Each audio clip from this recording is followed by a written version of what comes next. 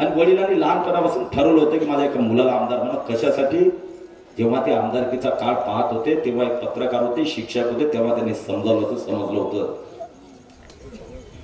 की आमदार कसा असावा. त्यांची कल्पना होती, त्यांचं विजन होतं.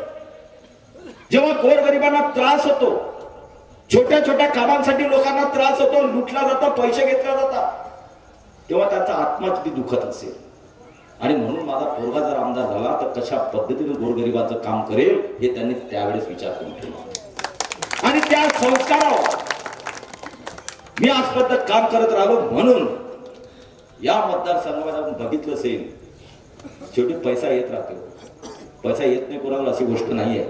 तर त्या पैशाचा उपयोग हा जनतेसाठी कसा करायचा, तुम्ही जेवढं कमावता त्यातला जनतेच्या सेवेसाठी आपण कसा खर्च करायचा, एवढी अक्कल म्हटल्यापेक्षा एवढी हृदयामध्ये ताकद पाहिजे, इमान पाहिजे की जनतेसाठी खर्च केला गेला पाहिजे. स्वतःसाठी ते खर्च करायचं.